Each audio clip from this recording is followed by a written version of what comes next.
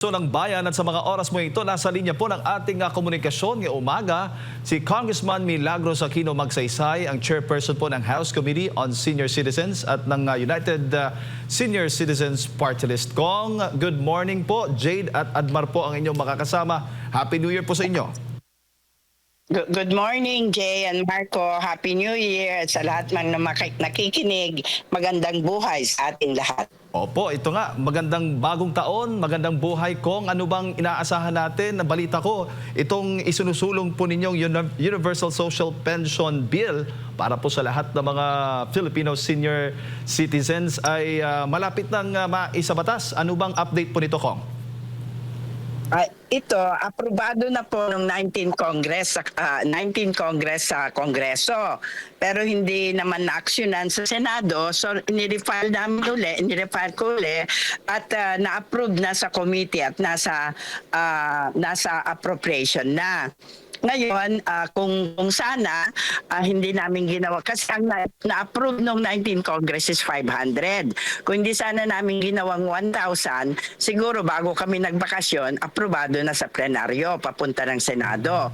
Kaya lang, nagbakasakali lang kami, baka naman may hanapan ng pondo na maging 1,000 para pare-pareho ng tinatanggap ng social pension at ang universal social pension. So, malalaman ko itong pagpasok namin kung may nahanap na pagpondohan ng 500 dito sa APRO. Kung hindi, talagang ipapa-approve na lang namin ng 500. Para at least umusad-usad ito, mas madali nang pataasin kaysa sa maaprubahan, may sa batas. Ano ho yung yung pangunahing layunin po nitong Universal Social Pension Bill po ninyo at papaano po ito direktang matutulungan ang mga senior citizen sa bansa? Ito ay pangkalahatan na. Wala nang pili-pili, wala nang lista-lista. Basta 60 years old ka, pataas, mayaman ka man, mahirap ka man, may pension ka na tinatanggap ngayon na SSS, GSIS at kung anong pang-pension, o wala, ikaw ay kwalipikado na natatanggap ng buwanang pension pag ito ay naisabatas na. So walang specific na target lang. Lahat ay makakabenepisyo. Wala,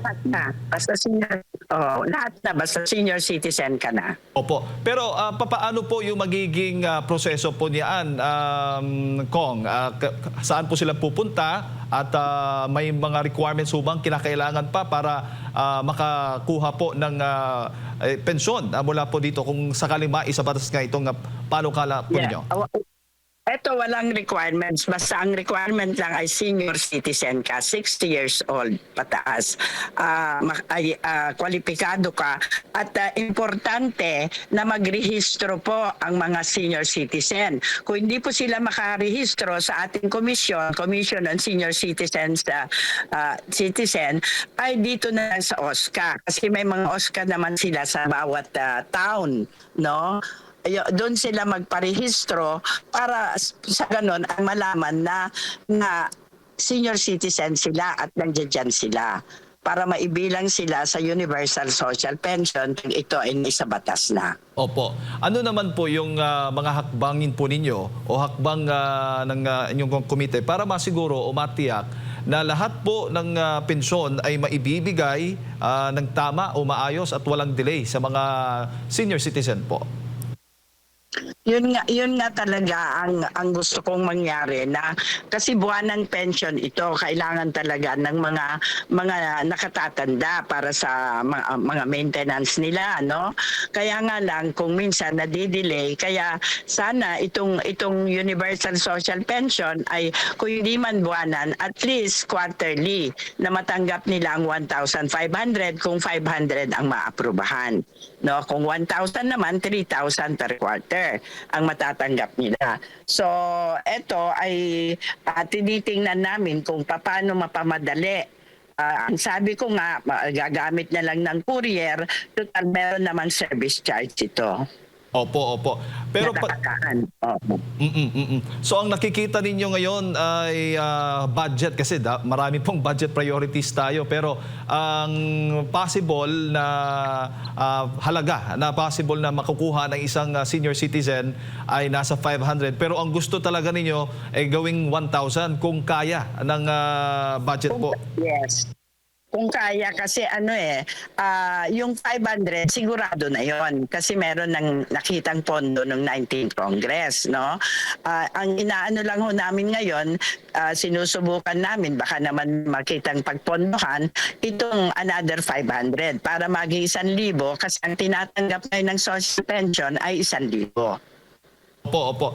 Bago ko lang ipasok kay Partner Admar at sa mga karagdagang katanungan po, Kong, ngayong nasa APRO na, after that, ano yung mga susunod na possible na prosesong mangyayari para mabilis pong maisabatas itong inyo pong panukala? Pag naaprubahan na appropriation, aaprubahan na namin sa plenaryo, second and third reading. Pag naaprubahan na ng third and final reading, pupunta na sa Senado. Wala naman ako ngayong nakikita na problema sa pag-apruba sa Senado dahil yata o apat na senator ang nag-file ng parehong bill, Universal Social Pension sa Senado, no? So hopefully ang committee chairman ngayon ng Social Justice ay si Erwin Tulfo.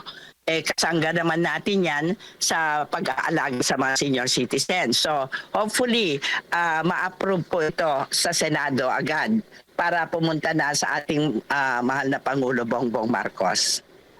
Opo, Congresswoman, magandang umaga po. Si Admar po ito. Ma'am, lagi pong nagva-viral sa social media pag may mga larawan po ng mga senior citizen, mga nakatatanda na nagtatrabaho po sa mga kumpanya, minsan yung iba sa mga fast food. Kamusta po ang sa inyo pong monitoring? Marami na po ba sa Pilipinas? Sa abroad meron pang ganito, pero dito po sa Pilipinas, dumarami pa po ba mga lugar po sa Pilipinas ang maraming mga senior citizen ang kanilang hinahire ang mga senior citizen po, Congresswoman? Well, may mga establishments na nag-hire ng mga senior citizen. Kaya lang, nag-pass kami ng bill na employment opportunities. Ito ay pasado na rin sa Kongreso, pero hindi din inaksyonan ng Senado. So, ngayon, nirefile namin at na-approve na i-approve na namin itong pagpasok namin sa committee. At ito ay lahat po ng capable pa ng mga senior citizen na bumalik sa trabaho ay makakabalik na pag ito ay naisabatas na. At kung yung private establishment na tatanggap ng senior citizen ay binigyan namin ng incentive na 25% tax rebate kung tatanggap sila ng mga senior citizen. Opo, and meron na po ba kayong mga nakausap din na mga employer o grupo ng mga employer? Kamusta yung kanilang dito, pagtanggap? Well, okay naman. Okay naman ang kanilang pagtanggap at actually ngayon ang mga tumatanggap ngayon medyo madami-dami naman na yung kagaya ng SM greeters lang yung SM SM Shoemart, no, ay yung greeters lang, magaan lang ang kanilang trabaho, pero mas maganda na kung maisabatas ito para at least mas maingipin, no, may para hindi lang kasi 4 hours lang kasi yung trabaho nila, at eto naman may at least specific na sweldo na sila. Opo. So kumbaga parang same din yung sinasahod po ng sa mga senior citizens po, ma'am. And mga ilang populasyon, meron po ba kayong tansya kung ilan po yung mga senior citizen yung nabigyan ng pagkakataon na makapagtrabaho pa rin? Well, wala naman ako talaga exact data, no, pero marami pa rin kasi talaga maraming nagsasabi sa akin na kaya pa naman namin kung ba't di kami pwede magtrabaho. So marami rin yon. So I hope na na talagang mabigyan sila ng opportunity na magtrabaho uli. Kasi, nandiyan dyan na yung experience sila, di ba? At saka throughout the years na nandiyan dyan sila, nakagain na sila ng wisdom. So palagay ko naman ay hindi naman sila mahuhuli sa mga bata ngayon. Opo. Speaking of para sa makakapagtrabaho pa rin kahit na nakatatanda na po, Congresswoman, meron po ba kayong panukala or pabor po ba kayo na taasan pa yung edad ng mga para sa bago sila mag-retire po? Okay na, para sa akin, okay na yung 60 years old para ma-enjoy naman nila yung retirement nila, no? Pero kung gusto pa nila magtrabaho, ito na po yung batas na inihahanda namin para makabalik pa sila sa gobyerno o sa pribado. Opo. Siguro bilang panghuli, ngayong 2026, maliban po dito sa mga panukala po ninyo, meron pa ba kayong pinaplano o hinihimay pa para sa benepisyo po ng mga senior citizen, ma'am? Well, ang pinag-uusapan namin ngayon sa committee at iniimbestigahan ay yung scam. Kasi talagang grabe ngayon na nai-scam itong at ang tinatarget nila itong mga senior citizens talaga. So ngayon may iniimbestigahan kami na matanda na ang ginamit pa na pang-scam sa kanya ay SSS. Kasi itong kaya na namin, kasi ang laki nang nawala dito sa matandang ito. Binubuksan niya yung app ng SSS para magbayad. For what reason? Hindi niya mabuksan. So after 5 minutes na binubuksan niya, may tumawag sa kanya na taga SSS daw siya, down daw yung system ng SSS, kaya siya na lang tutulong. So ayun, hindi naman nagsuspecha yung matanda kasi nga nag-aano siya sa SSS. O ngayon, nagtanong, sinagot naman ng matanda at kung ano-ano nang tinanong at sabi niya sa matanda, sandali lang po, mag-antay lang po kayo. 20 minutes na nag-aantay yung matanda, hindi pa bumabalik yung kausap. So, abuti, dumating yung anak niya, nakita niya, pinatay agad ng anak. They found out after 20 minutes, nasimot yung pera niya sa 5 bangko. Almost 1 million pesos. So yun ngayon ang iniimbestigahan namin kasi hindi naman pwede na walang mananagot dito sa scam kasi alangan namang mawala na lang ng matanda yung 1 milyon na pinaghirapan niya. So yun ngayon iniimbestigahan. So sinasabi ko sa mga nakatatanda na huwag ho kayo agad maniniwala kung may magte-text sa kanila na may pera sila dito, nanalo sila dito, may kokolektahin sila dito. Huwag silang maniniwala maski galing pa sa bangko. Kasi marami yon. Sa akin yan, daming nagte-text galing sa bangko na meron daw akong pera sa ganito, makokolekta, may napanalunan ako, ganun-ganon. Kung meron hong link, kung may link po yung pinadala sa inyo, huwag po yung i-click yung link dahil scam po yon. Walang bangko na nagpapadala ng link. O kaya maski sino man, basta may link po, huwag ko ninyong bubuksan, huwag nyong i-click dahil scam po ito. Marami pong na-scam. Kaya meron din po kaming batas yung cyber fraud na i-approve na rin namin itong pagpasok dito sa committee ng senior citizen para po talagang mahinto na yung panloloko sa mga nakatatanda. Opo. So, ibig sabihin na magkakaroon ho ba, Kong, ng mas mahigpit regulasyon laban po doon sa mga kumpanya o individual? Yes. Mm-hmm. Yes, yes. Definitely. At kinausap na rin namin mga PNP, NBI na gagawa din ng hakbang kagaya ng... Kasi ang problema kasi nila, marami nga talagang nai-scam. Pero ang problema nila, yung secrecy of the bank.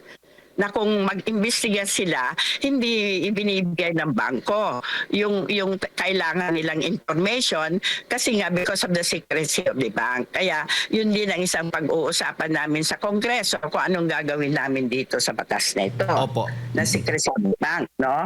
Oo. At saka, inaayos namin lahat para hindi na makapanloko yung mga manloloko na walang konsyensya at ang tinatarget pa ay yung mga matatanda. Magkakaroon ho ba, Yes. may plano ho bang magkaroon ng mga seminar para sa mga senior citizen, kaugnay nga po dito sa mga issue tulad ng ganito? Yes. Ngayon, yun ang ginagawa ko na i-inform sila na huwag silang basta-basta maniniwala sa mga nagte-text sa kanila at tumatawag sa kanila. Basta may ganon, ipatayin nila agad. Ako basta may ganyan na tatawag, papatayin ko agad. Kasi pag pinagtagal mo, makukuha nila yung mga details mo. Opo.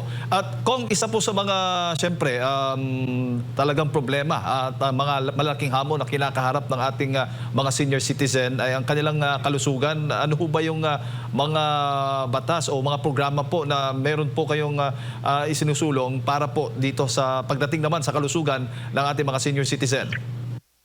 Yes, pagdating sa kalusugan, hindi naman ako tumitigil na nakikipag-usap sa presidente ng PhilHealth, si Dr. Mercado, para madagdagan ang mga packages for senior citizen.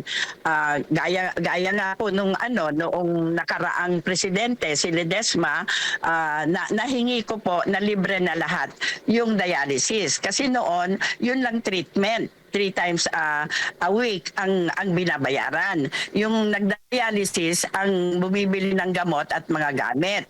Sabi ko, kung wala na silang gamot, paano sila wala na silang perang pambili, paano sila makakadialysis? Di mamatay na lang sila. Sabi ko, so you might as well, binigay na ninyong libre yung treatment, bigay na lahat.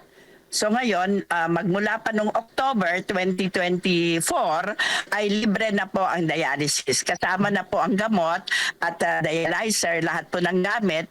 Kasi noon, 4,000 lang yung package. Ngayon, naging 6,350. Kaya kasama na po yung mga gamot at mga gamit na nagagamitin. Libre na po. Sa government hospitals at saka mga PhilHealth accredited na private hospitals and clinics. Libre na po ang dialysis. Ngayon naman po, merong pinaganda nila yung konsulta. Yung konsulta program na project ni First Lady Lisa Marcos ay pinaganda ngayon, pinalawak ng PhilHealth yung libre na po ang konsultasyon, libre ang laboratory at may kasama pang libreng gamot na 20,000 a year.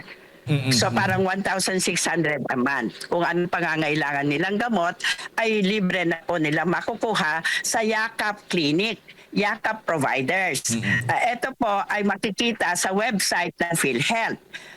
Ibukas po ninyo yung website ng PhilHealth at makikita po ninyo lahat yung mga Yakap clinic na pupuntahan ninyo. Kung anong malapit po sa inyo, doon po kayo magpa-register. At pag naka-register na po kayo, libre na po yung check-up, laboratories at saka libreng gamot. Worth 20,000 a year. Opo. Kung para po sa lahat ng mga senior citizen, maaari ho ba silang kumontak, makipag-ugnayan po sa inyong tanggapan at sa inyong opisina po para sa kanilang mga pangangailangan kung meron man?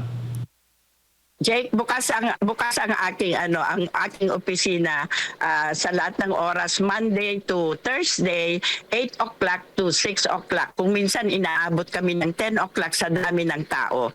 Yung opisina ko ang araw-araw parang piyesta. Wow.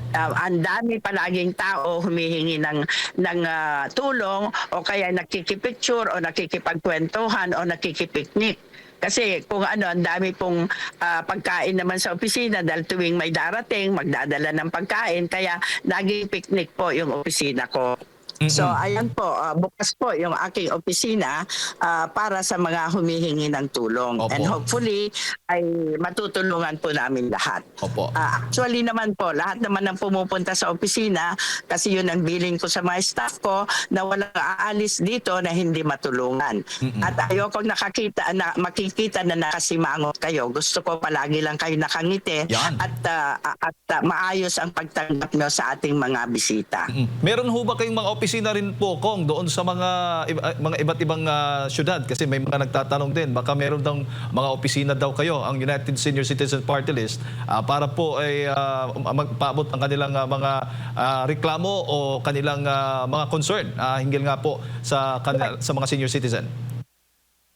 Yes, yung kung minsan ginagamit ko yung mga presidente ng organization na sila na ang mag-disseminate sa mga members up to the barangay kung ano yung mga privilege nila at benefits nila, at kung may kailangan silang tulong ay sabihin lang dun sa presidente, at yung presidente ang magsasabi sa amin. Kaya lang alam mo ba Jake, na everyday kulang yung 30 na nagte-text sa akin. Ewan ko siguro kung saan nila pinagbalitaan siguro yung cellphone ko. Opo. Nagte-text sa akin humingi ng tulong. At sila naman, maski hindi ko sila nakikita, hindi ko sila kilala, ay natutulungan sila. Wow. Alright, Kong, siguro huling mensahe po ninyo sa ating mga kababayan nanonood, nakikinig po sa mga oras na ito. Ayan, sa aking mga minamahal na senior citizen, ito lang po ang hindi ho pangako dahil ginagawa ko na po, ay hanggat nandito po ako, hanggat nandito humihinga ang inyong kapatid si Mila Aquino Magsaysay ng United Senior Citizens Party List, ay makakaasa kayo na ipaglalaban ko ang inyong karapatan, kapakanan, pribilehyo at benepisyo. Hindi po tayo titigil hanggat makuha natin lahat ang ating pangangailangan, na ibibigay ng gobyerno lahat ang ating pangangailangan, lalong-lalo na sa kalusugan, para wala na po tayong alalahanin.